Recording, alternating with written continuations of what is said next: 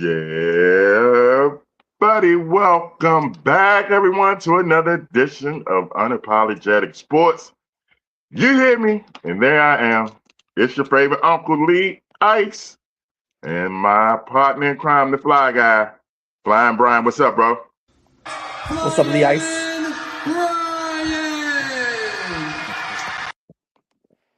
Love it, love it, love it. How you feeling, man? Good, man. Yeah, everything's good. Uh, Everything is everything.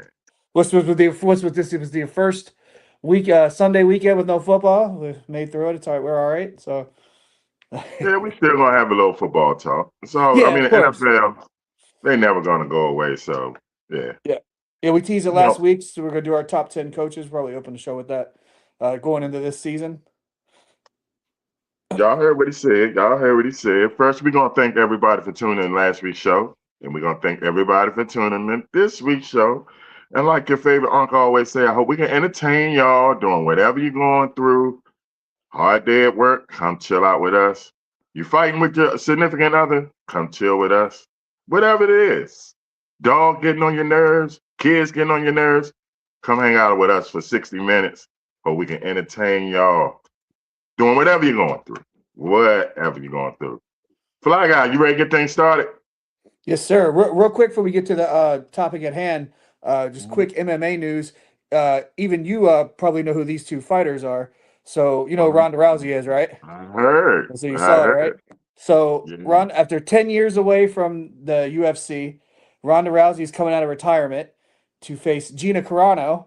So those for old school, even before Ronda Rousey, MMA fans, Gina Carano was Ronda Rousey. She was the first female MMA star. They went into Hollywood.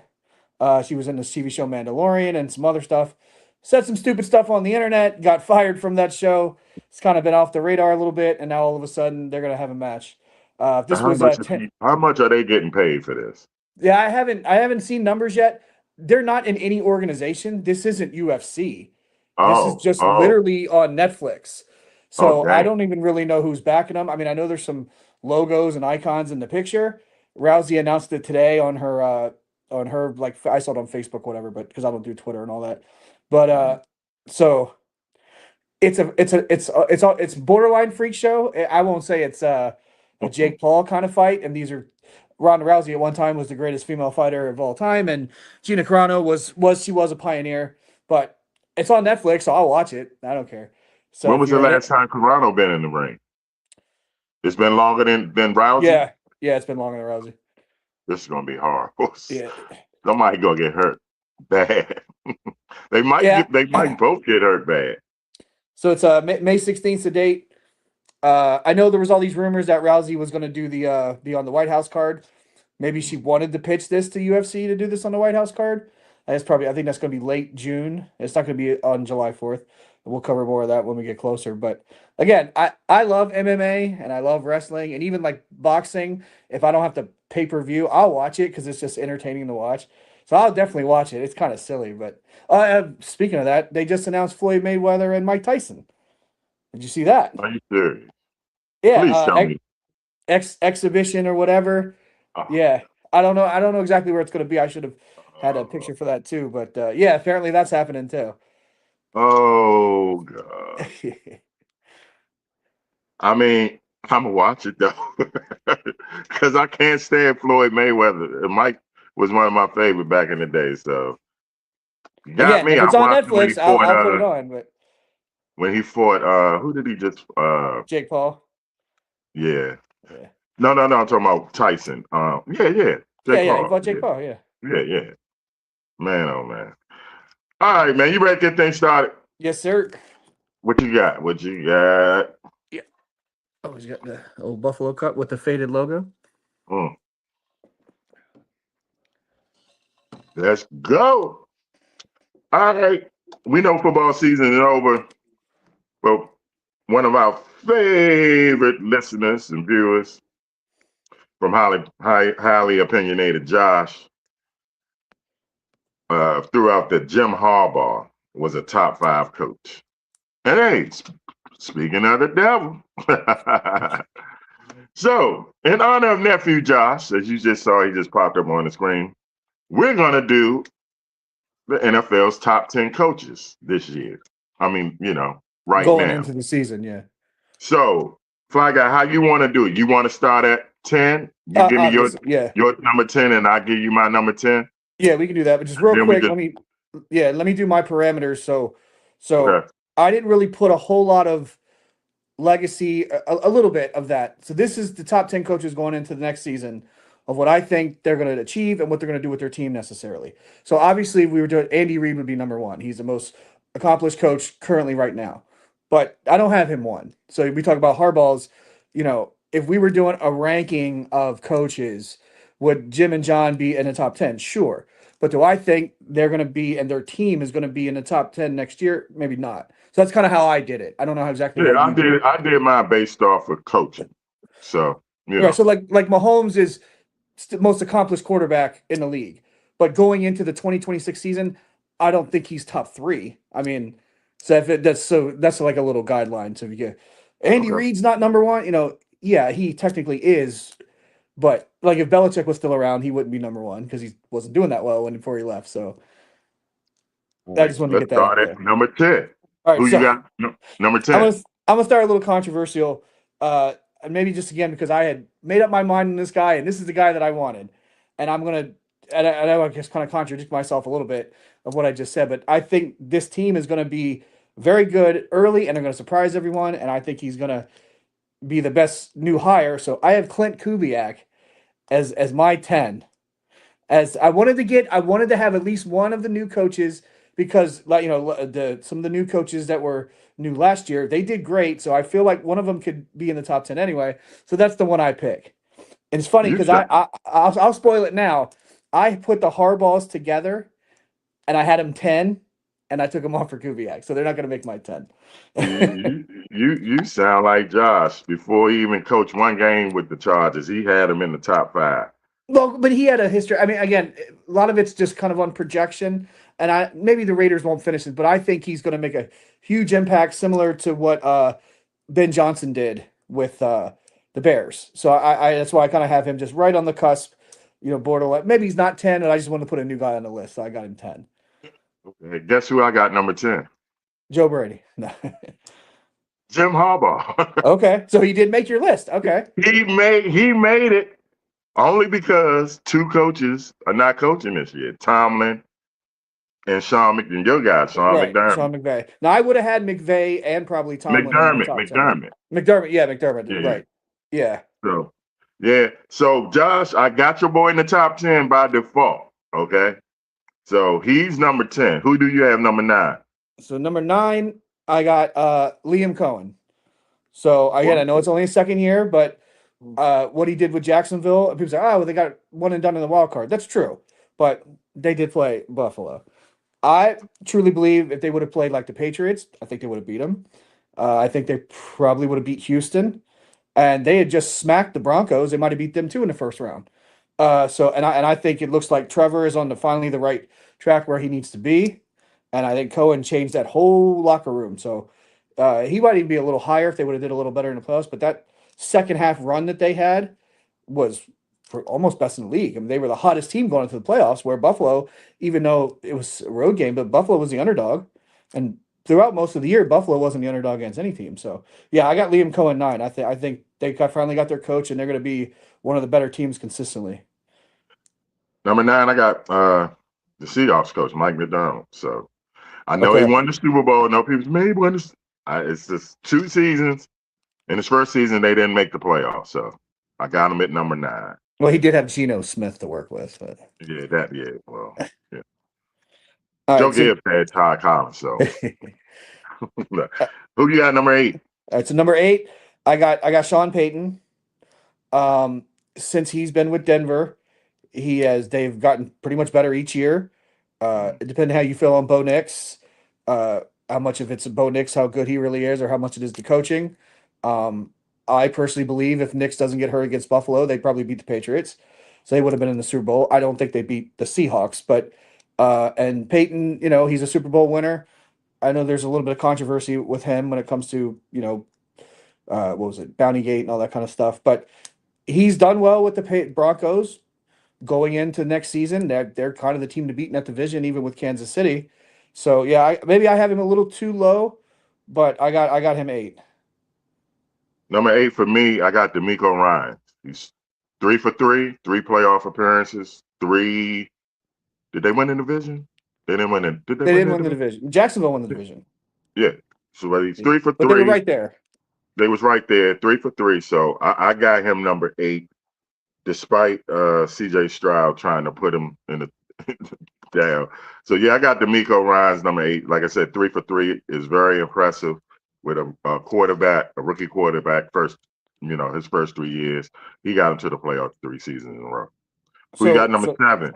I got D'Amico Ryan, so we're right on the same page with that. So very similar. He's 3 straight. He's a defensive-minded coach. They arguably have the best defense in the league. If they would have had just competent quarterback play against the Patriots, they probably would have beat them. So yeah, he's been really good for them. They've been consistently good. And if CJ can just harness his rookie year or whatever, they will be one of the team that beats in the AFC. So yeah, I got Tim 7, so we're on the same page there. And I got 7. I got Sean Payton. Okay, so we're very similar with So that. Yeah, yeah, so we flip yeah. flop. Yeah, I mean, I personally don't like Sean Payton, but I do respect him as a coach. Back to back playoff appearance with rookie quarterback, and then in the second year quarterback, and probably a Super Bowl appearance if Bo Nix doesn't get hurt. So I got Sean Payton number 7, despite my personal feelings about him. Who you got number 6? So number 6, again, this might be controversial. People might get mad. I have Andy Reid. Um, I think he's maybe you don't maybe you think he should be lower or higher. We'll see by that reaction. But obviously, he's one of the best coaches in the last 20 25 years. They've won 3 Super Bowls. But last year, you know, we'll talk about another coach when I get a little higher for my list. When Mahomes, they were struggling anyway, and when Mahomes got hurt, they were downright atrocious. That's not all on the head coach, but there is a little bit of that. And not that Reed's maybe too old, but I don't think the Chiefs are going to be this dominant team like they were. And again, that's not necessarily on coaching. You got to get the right players and all that, but he still his pedigree almost carries him to where he is. So I got him 6. We got Josh asked me who my 7 was. It was D'Amico Ryan. So my 7 was D'Amico Ryan. My 8 was Sean Payton. Lee Ice's 7 was Sean Payton, and his 8 was D'Amico Ryan. So very similar. Yeah. Oh, So I got number Andy Reid 6. 6.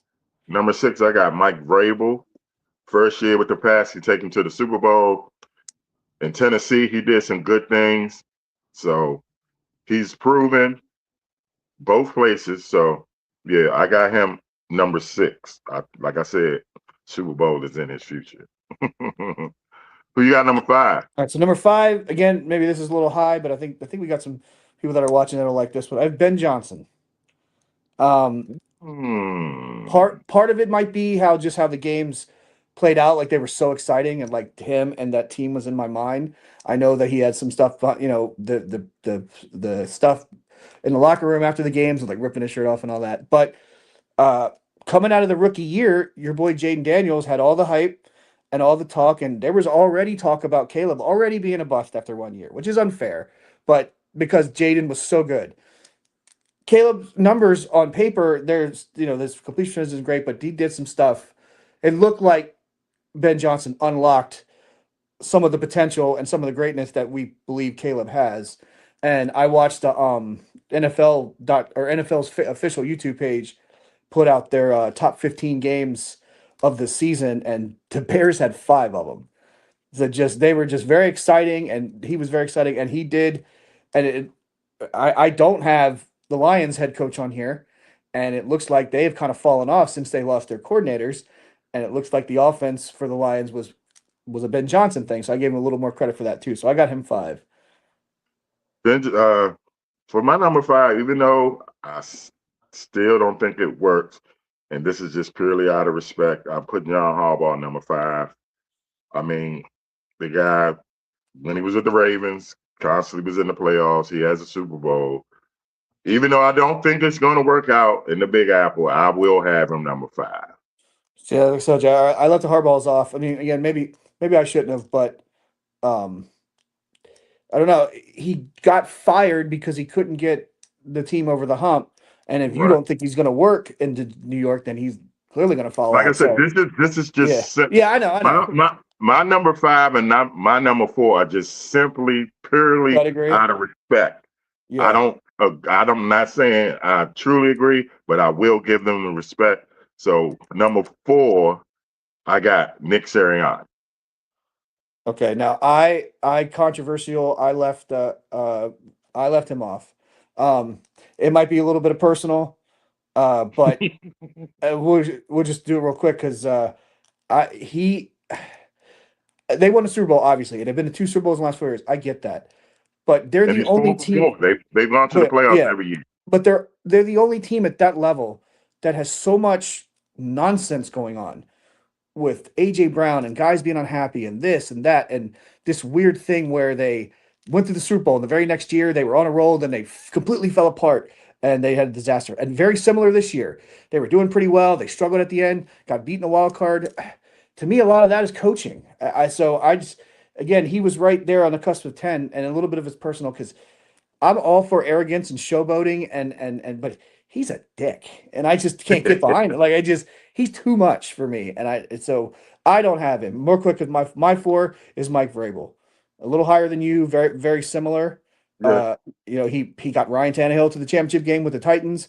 He got Drake, not to say Drake May's Ryan Tannehill, although maybe he'll turn out to be in a few years, but he got him to the Super Bowl. That defense was a monster towards the end. So yeah, I got Vrabel for.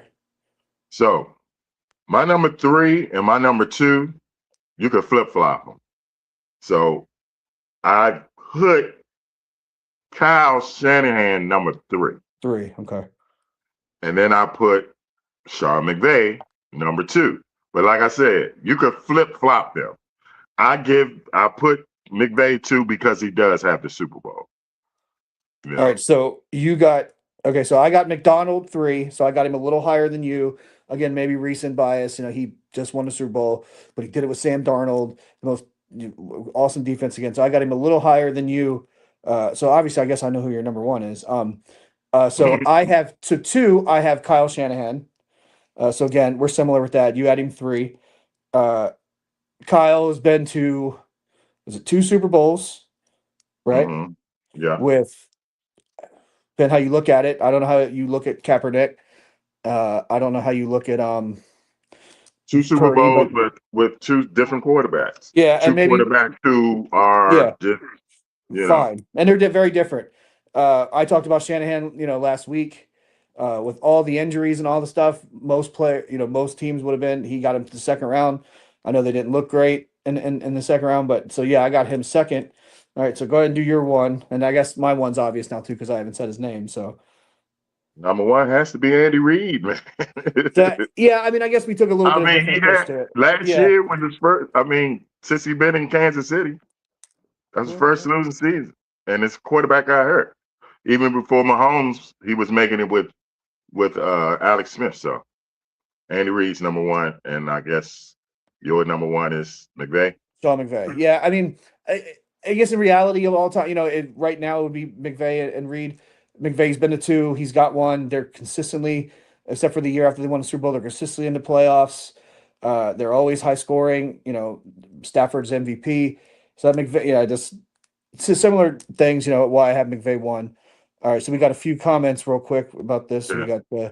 We got your girl B saying what's up. Hey. We got our buddy Anthony has been here a few weeks. Yeah, it's been a minute, Anthony. So What do you think? he said, Lee, I think it's gonna be a failure in New York for John Harbaugh. So you're on the same page with that. And here's why: I don't think his personality will work with the New York fans. That's what a lot of people. That's exactly what you said. Yeah, a lot of people. So if you missed the show the last few weeks, Anthony, that's exactly what Hey, Leah said. So hey, Anthony, we here, bro. We here. now he did say Vrabel is a little overrated. Uh, if I'm so down on Drake May that I don't think I think Drake May's pretty good, but I think that the schedule and the performance in the playoffs, I think is going to show that he's not as good or is going to be as good as everyone thinks he is.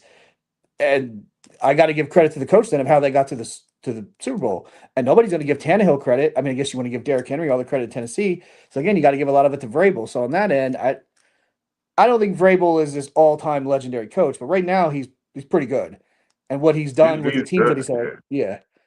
I mean, and he's going to be even better when Drake May gets better. So, I mean, Tennessee, I don't know what the hell they was thinking letting him go, man. Right. So I my really don't. I mean, I forgot that he did make a championship game with Tannehill, Ryan Tannehill. Yeah, Yeah, so my mom corrected so right. Shanahan wasn't the coach for Kaepernick. It was Jimmy G. So yeah. that's even better then. That's even more of a That's reason what I'm that saying. He made it Shanahan's with so high. Jimmy G and Yeah, Brock Purdy. You see, Jimmy G and Brock Purdy and McVay made it with golf. Yeah, people forget right. about that. And even though And then of we course Stafford is that. what he is, but again, Stafford came to the Rams with 3 playoff appearances with the Lions, 0 playoff wins, no MVPs. True, So you true. got to give some of that to Stafford. I mean to McVay too. So we got Josh. He's the opposite of you and Anthony. John Harbaugh will work in New York City. When you win, the media will be fine. That's That's the true, thing, but nephew. He's but do not going we to win do the we media. do we think he's going to win immediately? Is the question. So real quick, we got brand new segment coming up. Before we do that, let's go ahead and recap our top 10. So I had Clint Kubiak 10, Liam Cohen, Sean Payton, D'Amico Ryan, Andy Reid, 5 Ben Johnson, 4 Mike Vrabel, 3 Mike McDonald, Kyle Shanahan, and Sean McVay. And yours truly had Jim Harbaugh, Mike McDonald, D'Amico Ryans, Sean Payton, Mike Vrabel, John Harbaugh, Nick Sirianni. Those last two are just out of respect. Not saying that I think they're great coaches. 3, I had Kyle Shanahan. 2, I had Sean McVay. And I got Andy Reid #1, even though last season was, I don't know what that was. what is what did the human Google just I put up said there? Stafford when he was with the Lions went 7 U games. I don't know. Maybe he mistyped it or I'm not reading it right. Come back with us. That's on me if I'm reading it wrong. But as Anthony said, how do you guys react to the new coaches that just got hired in terms of what you're going to expect from them? So again, not to be a jerk, but we have covered that on past shows the last 2-3 weeks. We covered that, but I was a little hesitant on Joe Brady, which is obviously I'm the Bills fan.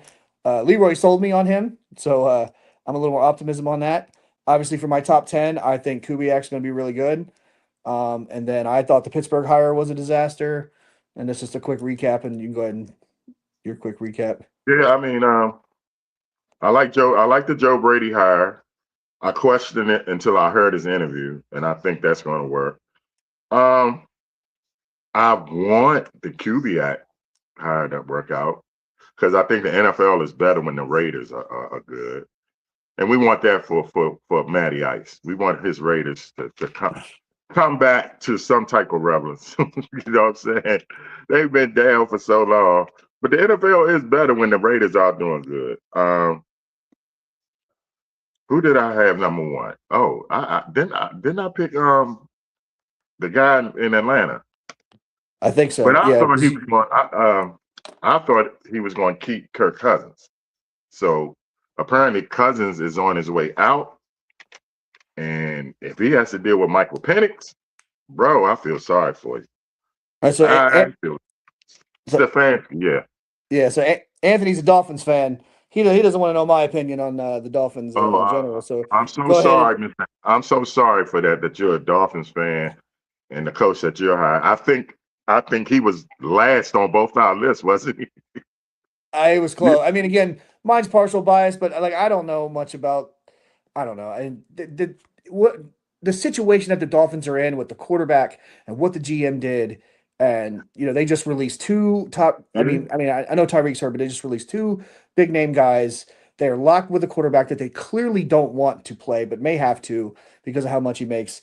I don't. If Andy Reid went there, I don't know if they would make the playoffs. I mean, their situation is a disaster, and it's going to take time to fix it. And maybe he will be a good coach if he gets a chance to last a little longer. But it's such a bad situation. To me, Miami's a bad situation. Yeah, I mean, if you're a Dolphin fan, what the hell do you have to look forward to? Well, B says they're in a rebuild. It's hard to rebuild a team though when you're locked into a quarterback that's eating up all your money. The best thing they can do is just go back to their old uniforms. I hate their current uniforms. They look soft. The old Dolphin, that old Dolphin looked mean, like a killer Dolphin. This Dolphin they have now, I don't like that Dolphin on the side of the helmet. What do you think, Nice. Anthony? That's your team. All right, so Midnight Rider said, correction, Stafford's with the Lions with 77 games, 100-yard rusher. No, I don't deny. I mean, he was with the Lions. So he gets a little curve of how good. Obviously, he unlocked how good he really was with the Rams. Yeah, he said Tyreek was causing too much drama, and that's fine. And who knows how well he's going to play. When we talk free agency in a few weeks, we'll talk more about that. But Yeah, his leg, his knee, he got a knee and an ACL, I think. yeah, all right. So all right, So let's we're do gonna this, curve. Steve. Let's Yeah, take a break, and then we're gonna come back with our new segment. yes, What sir. is it? You'll find out when we come back. Unapologetic Sports on the Sideline Junkies Podcast Network. We'll be right back. You still gotta think about me. Want someone to hold. You can put me on airplane mode.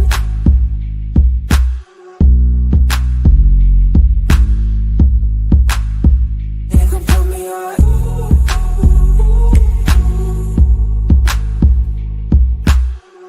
You still gotta think about me. Want someone to hold. You can put me on airplane mode.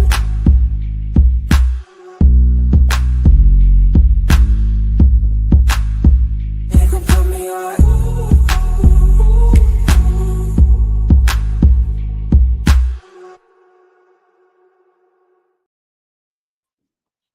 Ah, yeah. Oh, I love it. Leave it to the fly guy. You see how you like that, Matty Ice? That is smooth. I love that. That is just amazing. Yes. Yes, indeed. You see it, y'all. This is our new segment on Unapologetic Sports. It's called, you want to say it, Brian? It's called Puck You. I may have heard that a couple times on the ice too. So I with won't lie. Matty Ice. Featuring the smooth operator himself, Matty Ice. Welcome to the show. Give me some. Thanks for having me back, guys. I appreciate it. Yeah. All right. You see it, y'all. Puck you. So, quite naturally, we're talking hockey. You see the puck. You see the U. Matty Ice I'll is get going into to come it. on here and bless our show with the greatest hockey talk, hockey news, what's going on in the world of puck. I like saying that. The world of puck.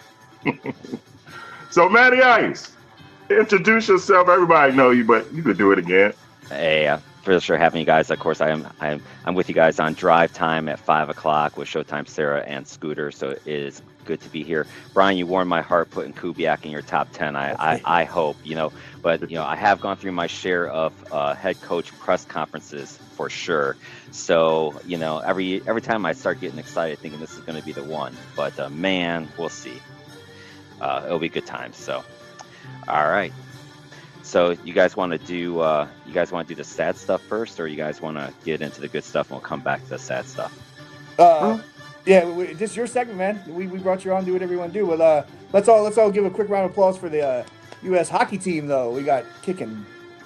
Yeah, I missed. Did the men play? That's my bad. Did the men play today? Did I miss it? no, they don't. They play Okay. tomorrow. They Okay. had the bye in the first round. So All right, and the women are kicking ass. So they are. So we'll start with the women then. Since you mentioned it, that's a great segue. I'm going to take advantage of that segue. We'll go from there. So yeah, the U.S. will play for gold. They will play, of course, Canada. That's going to be Thursday at 1:10 p.m. East Coast time. Remember, Italy 6 hours ahead. So depending on where you are, if you want to watch it live, it's going to be at 1:10 p.m. on Thursday. The women's hockey has had gold medal games in the Olympics now. This is the 8th time. This will be the 7th time it's going to feature U.S. and Canada. So these are the two juggernauts of the sport. Canada is 4-2 in the previous gold medal games. The last two, they've won 3-2. The U.S. won the round robin game though earlier this year, or earlier in this tournament, beating Canada 5-0. That's the first time Canada has ever been shut out in Olympic hockey. So those are all, kind of what we have leading into this. You ready for this crazy stat? The U.S. women have outscored their opponents in their 6 games 32-1. Damn. They gave 32-1. They haven't given up a goal in over 360 minutes. They gave up that goal in game 1. Since then, they've been doing nothing but shutouts. So the question is going to be, I think, for the U.S. is if Canada gets a goal early, how does that kind of change things? Canada does have the skill level. They're led by Marie-Philippe Poulin. She loves her gold medal games. This is her spotlight. She is she's the all-time leading goal scorer in Olympic history. So watch for that. If Canada's going to win this game, it's going to be because of them. But U.S. has balanced scoring. They scored 32 goals. They don't have anyone with more than 5 goals on this team. That's how balanced their scoring is. It's not just 1 or 2 people. They just have scoring all over. The U.S. decided before this tournament to go with youth and speed. Canada's gone with their experience. The youth and speed has been working for them in every game so far. They just flat out outmatch everybody so far. Lila Edwards, the first Black U.S. American woman to play, is having a hell of a tournament. She's got 2 goals and 7 assists for 9 total points. So they moved her back to D. She's normally a forward. She's been just doing tremendous work back on the defense. So I think the U.S. wins this game. I got them winning it 4-1. I think will be the final score. It's their gold medal to lose. They're playing so well right now. They've beaten Canada the last 5 times. I think it's theirs to lose at this point. So will it be an upset if they do lose? No, because it's Canada. These are the 2 best teams. These are the 2 best teams. So I wouldn't necessarily consider it still to be an upset. Probably the fact that your team is outscoring people 32-1.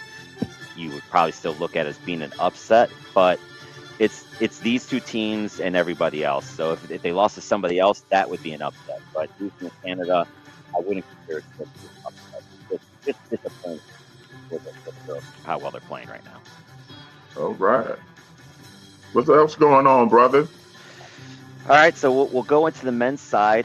Today was the qualifying round. These gets into the quarterfinals, and the games, all 4 of them today were kind of duds. Germany defeated France, which hadn't won a game, so that was not really a surprise. They won 5-1, led by Leon Draisaitl and Tim Stützle.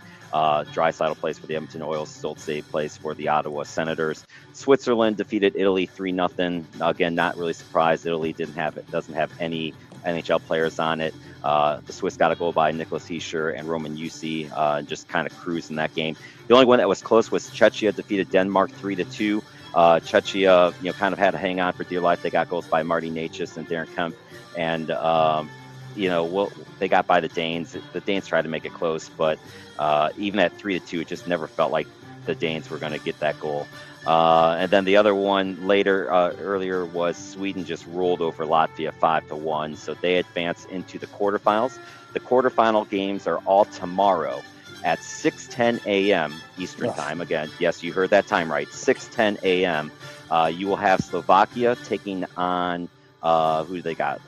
Hold on, let me look at my list here. I want to make sure I go in the right order here. So you got the Slovaks get Finland. So that's going to be the 3 gets the 6. So they get Germany. So that one of these 2 teams is going to get in the semis, which I don't think anyone really has Slovakia or Germany getting into the semis for sure. Slovakia should win this game. They were the ones that upset the defending gold medal champions Finland in the first game of the tournament. Since then, the men's side's really kind of been all chalk. Whoever's supposed to win has won. So I would be shocked if Slovakia loses to Germany in this game. I'll take the Slovaks to advance and win that one. Canada gets Czechia. These 2 teams played in their first game. Canada rolled over Czechia, which was a little bit of a surprise, just how easily they played. But how well the U.S. women is playing, that's how well the Canadian men are playing.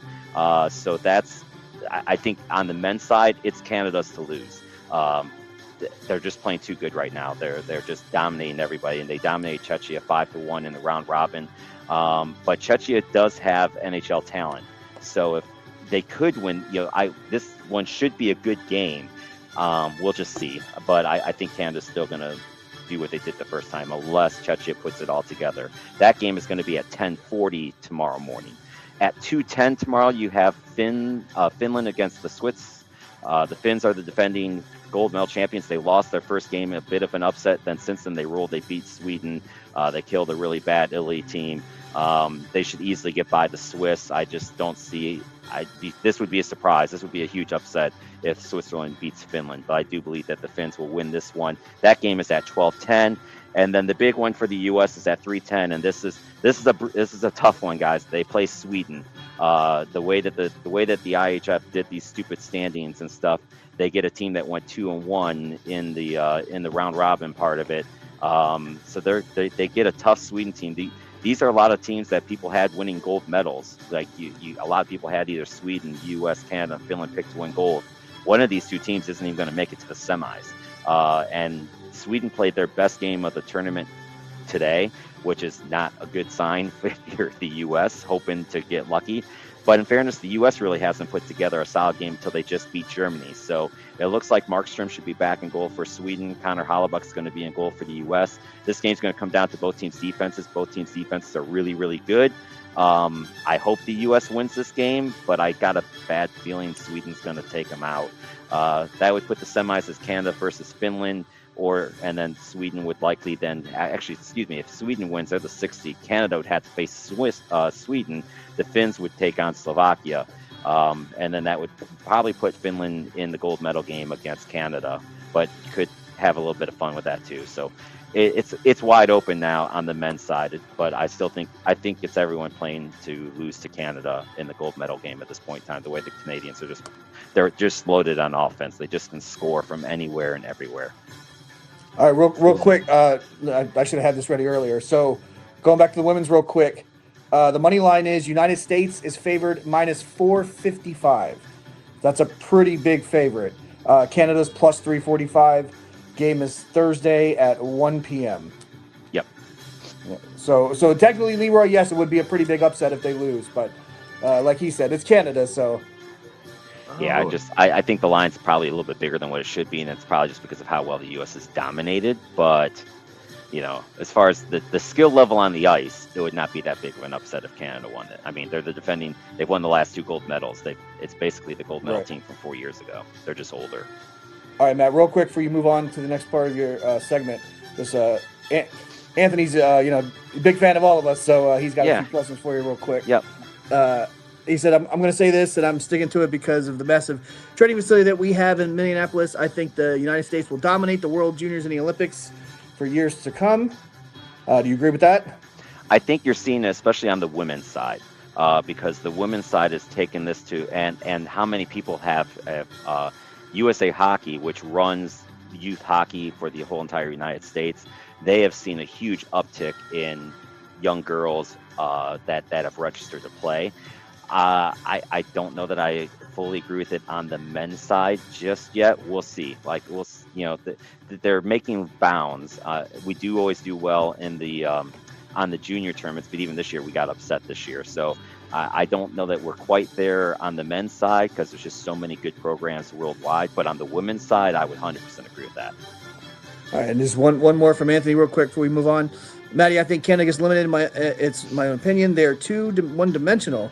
They can score, but they can't defend for shit. I think Finland and U.S. are the 2 best overall built teams. All right, so what do you think about that? I do agree. I mean, Finland's definitely they were my pick when we did our thing to win the gold medal. I think going into this tournament, I felt that way about Canada, but they don't need to have. I mean, they're only giving up 1 goal a game right now too. It's not like their defense is playing bad. And when you're scoring 5 or 6 goals a game, and you can just light it up from everywhere like they are. I mean, Connor McDavid is playing insane. Sidney Crosby is playing like he's 25. I just think that they're out to prove that the success the U.S. had against them in the 4 Nations, I think, was a fluke.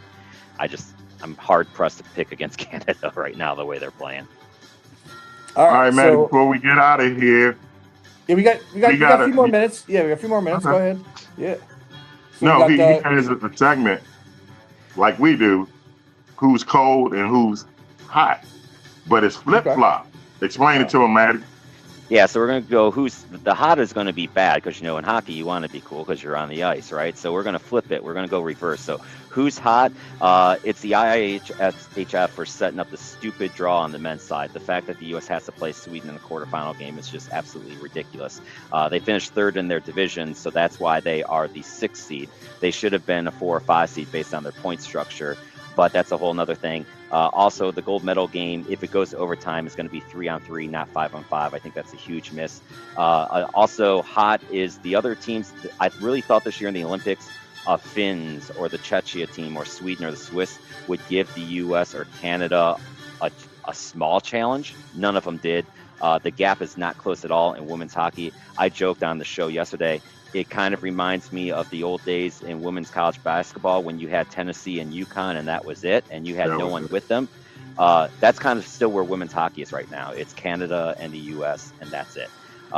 Who's cool? The U.S. goalies. We talked about them earlier. They've given up 1 goal these Olympics. So Aaron Frankel and Gwyneth Phillips from Athens, Ohio. Got to give a shout out to my Ohio love there.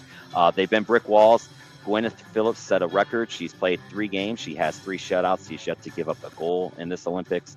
And then, on the men's side, the cool team is Team Canada. They've just been dominated. They beat a great Czechia team. They beat a Switzerland team. Both teams are pretty good. They beat them. They whooped them 5-1 in both games. So that's my cool side for Team Canada. All right. Well, Maddie, thank you for coming, and we will see you next time on. You want to say it? You guys, this is your segment. You guys can say the name of it. I love listening to it and hearing it. So go for it.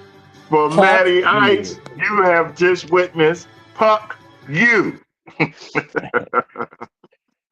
you, guys. All right, Matt. Stay cold. All right, brother. Will. Thanks for having me on, guys. Take care. Thanks, man. We'll see you next time. Yeah. All right, y'all. We're gonna take a little break. When we come back, we're gonna talk hoops with nephew Josh. We'll be right back. You still gotta think about me. Want someone to hold. You can put me on airplane mode.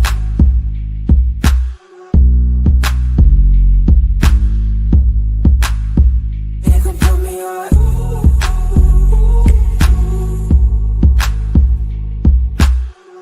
You still gotta think about me. Want someone to hold. You can put me on airplane mode.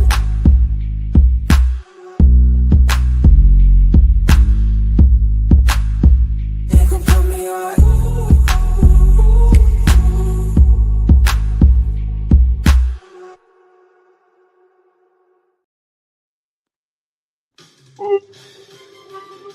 Yeah.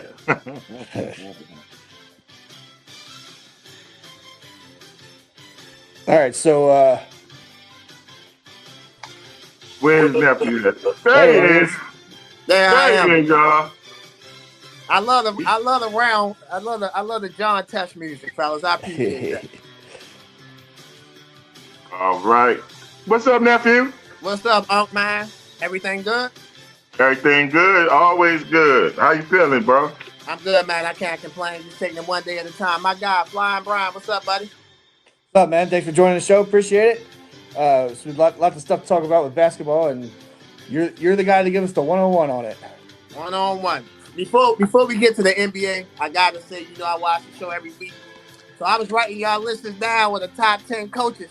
And Brian, we can talk. Brian, I'll talk to you in a second, bro. I'll talk to you off air, bro. I'm looking at Lee Ice list, bro. I've been telling this man Jim Harbaugh been a top 10 coach in the NFL for a long time. He had him at number 10. I guess I'm not off my rocker that much, huh? No. You said top 5. Okay, you got Top that. 10. He's top. Hey, look, but no, he only made the top 10. He didn't make Brian's top 10. But And he only made my top right on 10. the edge. He only made my top 10 because Mike Tomlin ain't coach and Sean McDermott. I got you. Hey, we in there, man. That's all that matters. I'm glad my man got in there. All right, what's going on in the world of hoops, buddy? What you talking? The NBA, we just got off the All-Star week. I felt like we had a very entertaining, a very interesting NBA All-Star week started Friday night with the the old rookie sophomore game. They broke the game down with the 4 teams: Team Vince Carter, Team Austin Rivers, Team Tracy McGrady, Team Vince Carter, Tracy McGrady, Austin Rivers, and T-Mac. You know, NBC got the NBA package, so they wanted to show their network some love. So I thought that was good. Saturday's dunk contest. Saturday night wasn't really all that. The dunk contest had a lot to be desired. Had you want more. The 3-point shooting contest was good. It was great to see Damian Lillard come out there. We haven't seen him play basketball all season. Came in, won the 3-point shooting contest, and then Sunday, the All-Star game.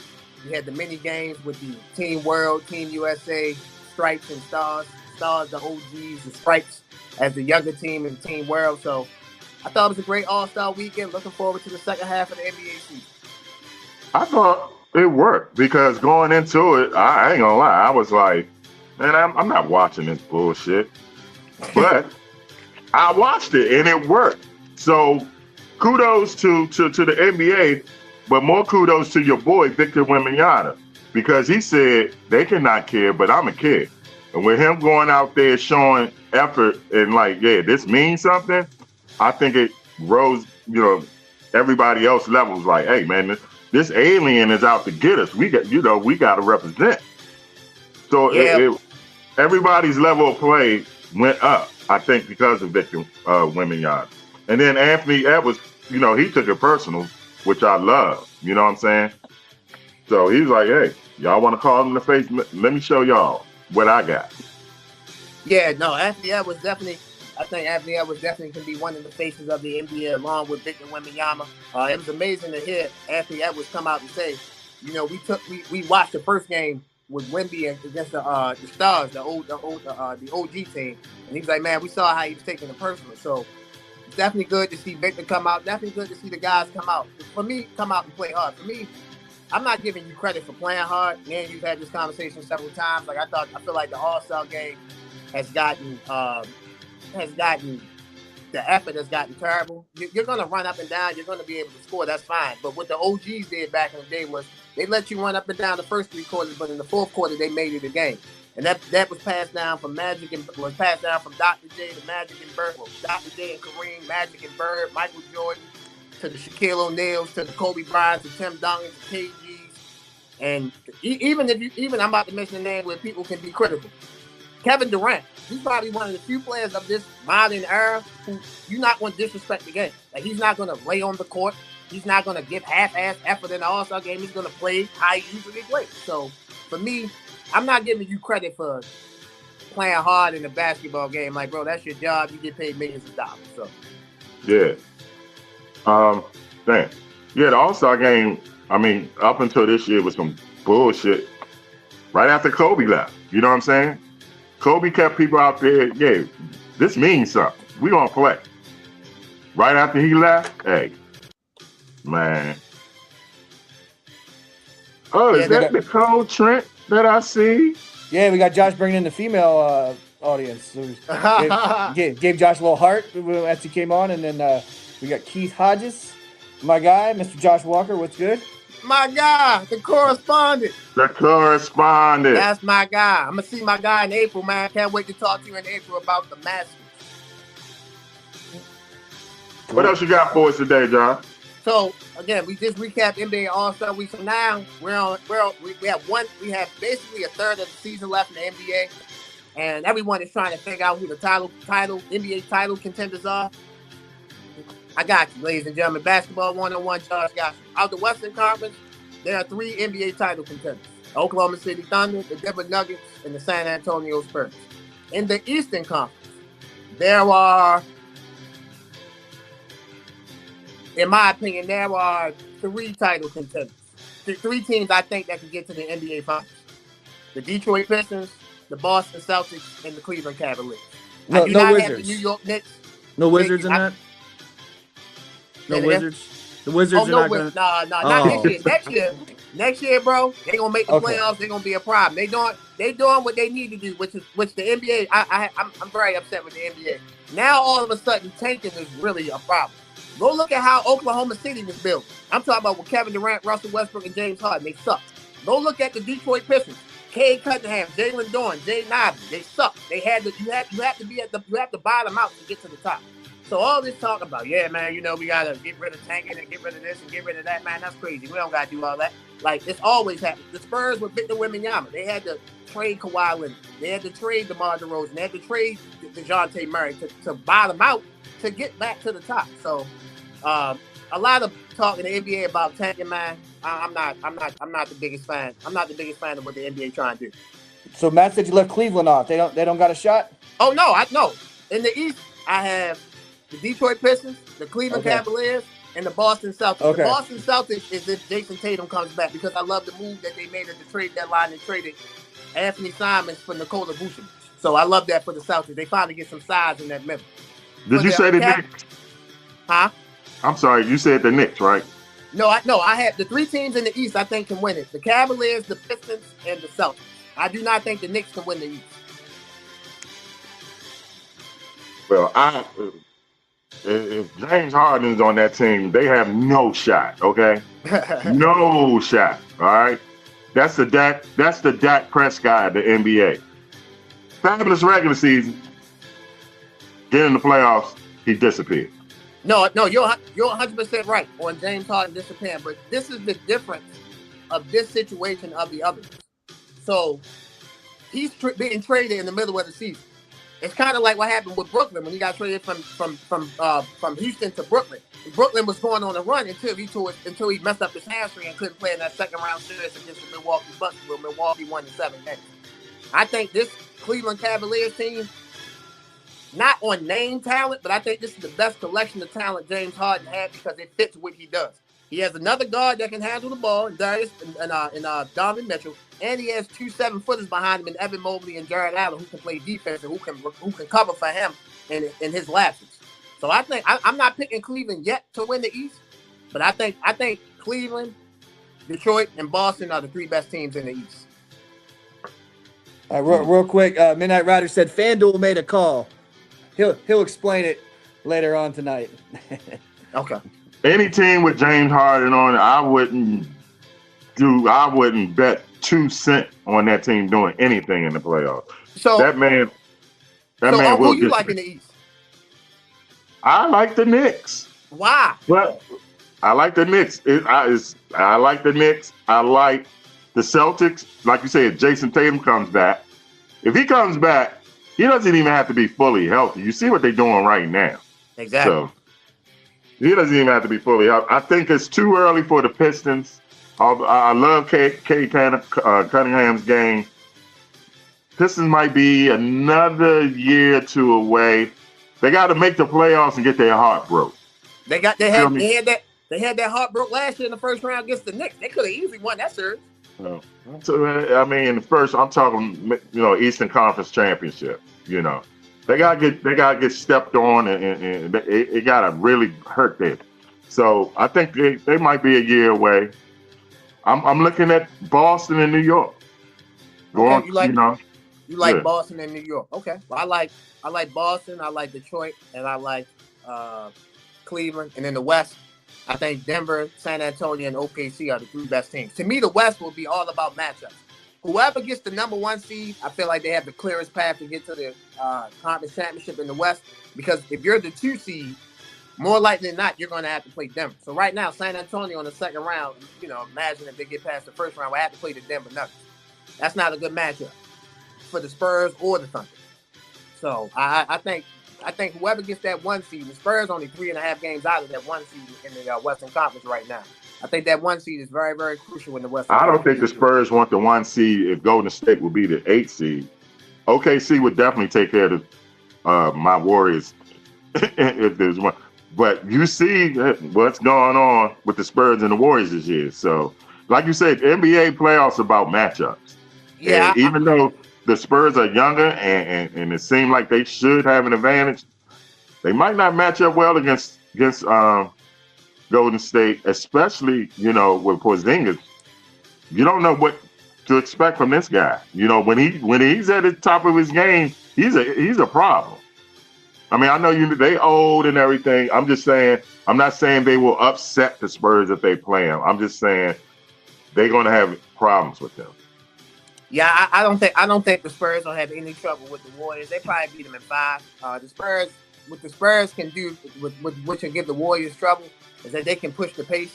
And with those older guys, you got Draymond, you got Steph, you got those older guys, Al Horford, Porzingis. You feel me? You got those older guys. I think the Spurs' speed, athleticism, and quickness will be the deciding factor in that. So, no disrespect to Steph Curry, one of the, in my opinion, the second best point guard to ever lace him up. Uh, no disrespect to him. He's definitely one of the players. He's definitely him and LeBron are the co-players of their era. But no disrespect, Steph don't want to see the Spurs. Anytime he wants to see the Spurs, if he put the Spurs jersey on, that's about it. So those days are over, man. No disrespect to the Warriors, man. That thing been done. I'm assuming your number one point guard is Magic, right? Yes, I think Magic Johnson is the best point guard to ever play the Just game. making sure. Yes, sir. Yes, sir. Magic if Steph gets one more, it's a debate. Okay. Well, you heard him. He said that that's done. They're done. Yeah, that's done. Yeah, that's done. He gave you the one-on-one on that. I love him, but I don't got to worry about the Warriors winning nothing. I'm good on that. All right, so real quick before you get out of here, Anthony says it's too soon for Detroit to be honest. I think they get eliminated in the first round. The conference final is going to be Boston and New York, with Boston beating New York. I must be related to him, man. I totally disagree. This notion that there is this old school mentality of when old folks watch basketball. I'm not calling out no names, but when they watch basketball, they learn you must have to fail in order to succeed. Yes, that's partly true. You don't have to fail in the conference finals to get to the NBA finals. Let's look at Oklahoma City. Oklahoma City lost in the second round, then they went to the NBA finals and won the championship. So heartache and pain comes in a loss. Just because you see a loss in the first round doesn't mean it's not heartache and pain. The Detroit Pistons, if you go back and watch the series against the New York Knicks, they were better than the Knicks. The Knicks just was more, Jalen Brunson was more clutch than them. So that was painful because they felt like they were the better team. I don't think that, I will say this. I guarantee you the Detroit Pistons will not lose in the first round because they're going to play Charlotte. You heard it here first. Guaranteed. They can beat them. Well, I hope they don't. They're gonna be if they be the number one seed. I hope they don't lose in the first round. They shouldn't lose in the first round.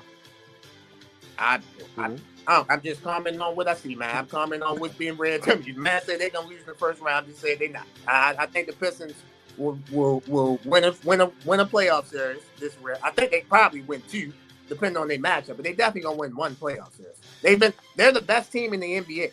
They have the best record in the NBA. I know about the best team.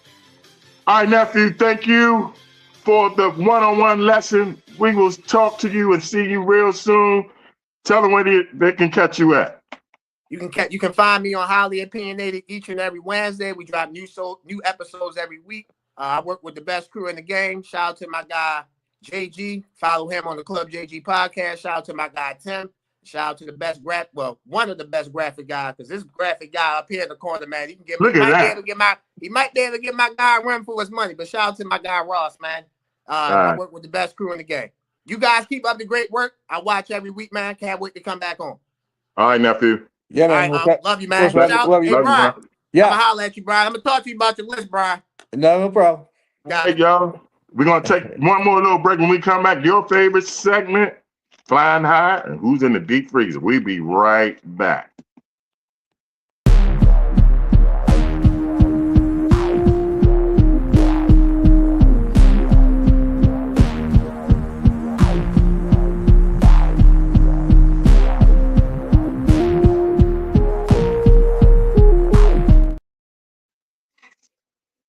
All right, we are back, and as you can see, it's time for your favorite segment, Who's Flying High and who's going to be put in the deep freezer?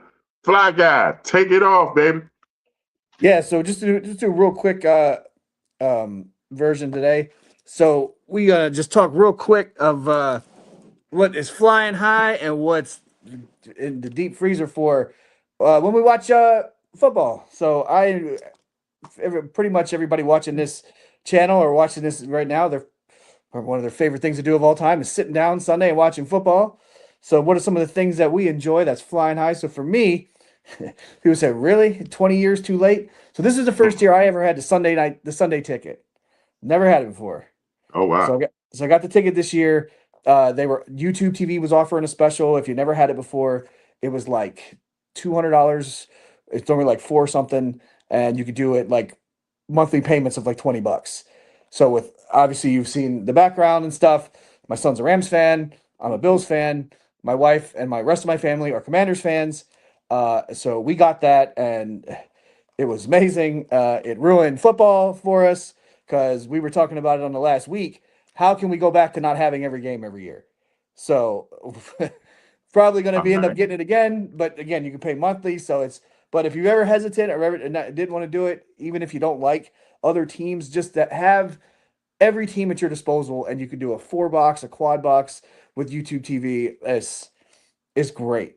And obviously, football brings out friends and family. Every Sunday, I got friends and family come over and watch, so that's great. Football for me, I love the presentation. It's funny, like Buffalo's heyday, like the '90s, right? I try to go back and watch like clips and stuff. God, the presentation is so bad. I can't imagine watching a game without the score on the bottom, without the time of possession and all that stuff. Like watching the old like Buffalo Kelly era, there's nothing on the screen, and it's I so like bad. that actually. I like it like Really? that. So I can't go Maybe back. just put the score and the time. That's it. And a little, not big all across the screen. No, no.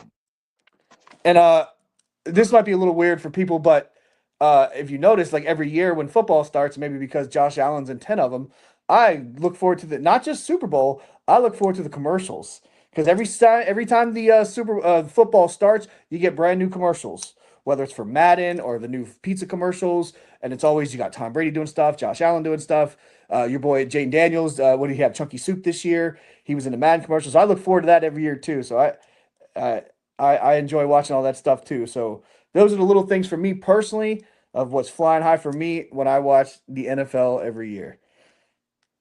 Well, let me tell you, Let's as you can see, let's step into it. Step into the freezer. I'm gonna put my hoodie on. go. Right, y'all see the freezer. These are the things that I can do without, that I'm putting into the freezer, watching football. I got the onside kick.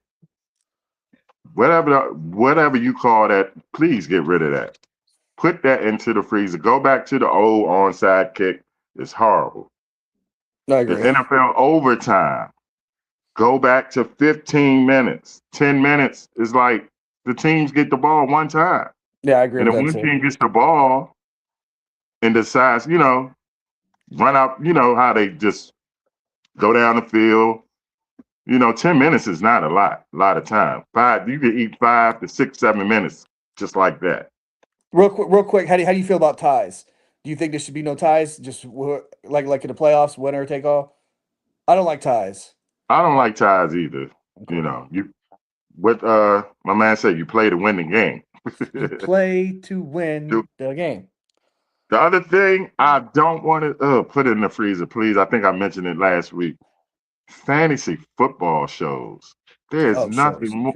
Okay. There's nothing more disgusting to watch and listen to than a fantasy football show with geeks sitting up there talking about. Well, I'm like, I don't want to hear it. Please get Coming rid of them. coming next week to the Sideline Junkies. Lee Ice and Flying Brian present Fantasy Football 101. Oh, Does anybody out there watch? Do you know anybody that watch a fantasy football show? I Why is there don't. so many?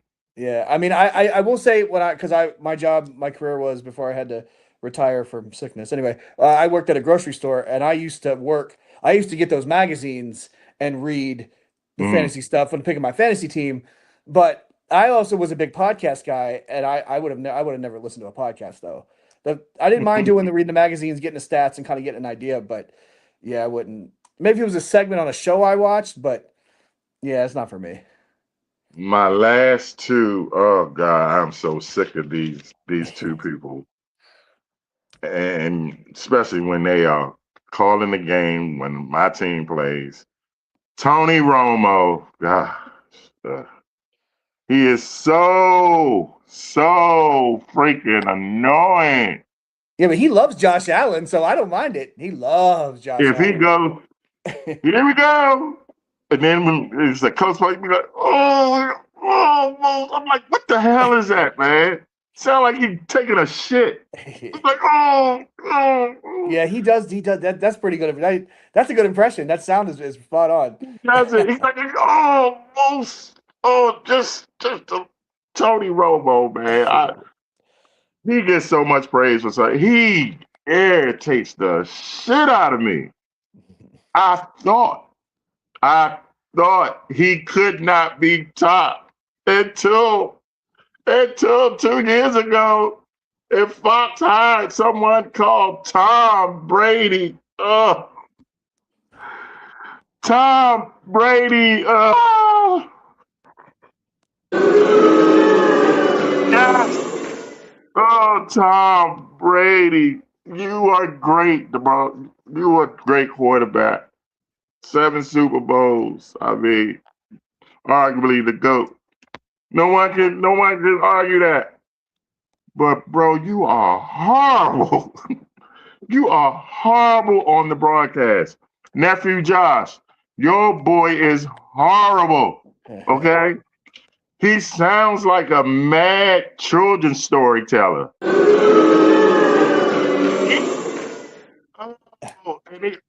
One thing I hate when they do. Well, when I played or when I did, nobody cares, man. Nobody cares, okay? Yes, you're a great looking guy. Your suits are nice, but your voice is so irritating. So freaking irritating. I did not think nobody could ever be worse than Tony Romo.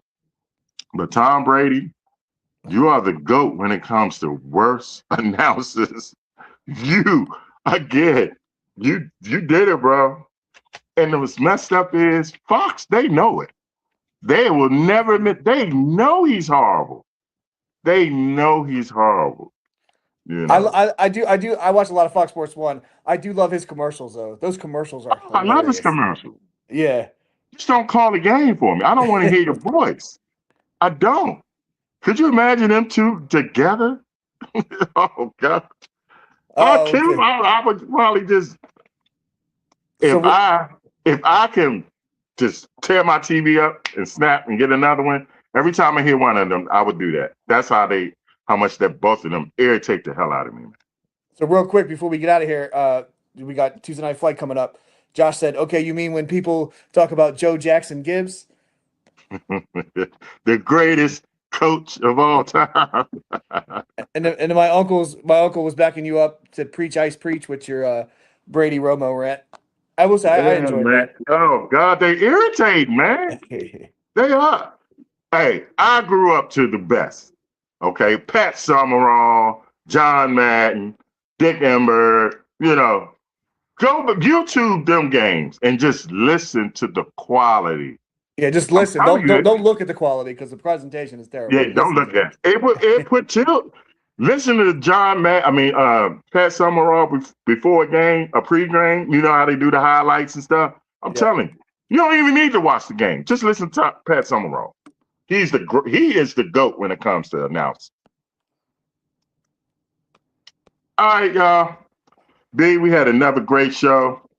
Yes, we sir. want to thank Nephew Josh for coming on, giving us the one-on-one in basketball. And definitely want to thank the smooth operator, Matty Ice, for informing us about hockey. He will be on in future shows, so will Josh. And we will learn more and more about hockey. That's what I'm looking forward to. I want to see what the Caps going to do this year. I want to see what pretty much Nephew done told me my Golden State Warriors don't have a chance. So we don't have a chance, but we got Steph Curry. As long as you got Steph, you got a chance because you're putting fear in that other team. Nobody, how they say about your team, nobody circled the wagon like the Buffalo Bills. Yeah. Nobody puts fear in the other team's heart more than number 30 for the Golden State Warriors. Yes, because he can make a basket from anywhere on the court. As soon as he step off the bus, he's in range. You see what I'm saying? As soon as he's getting off the plane, he can shoot it from there. That's the guy. Coming back, I'm looking forward to Porzingis. I've always liked Porzingis. When he came here for the little while, I loved when he was here. He just stays hurt too much. Anything you want to say before we get out of here? Nah, man, we got to go. We had a nice long show today. We covered a lot of stuff. Stay tuned on the Sideline Junkies Network for Tuesday Night Flight. Oh yeah, we got to hurry up and get on that plane. All right, y'all.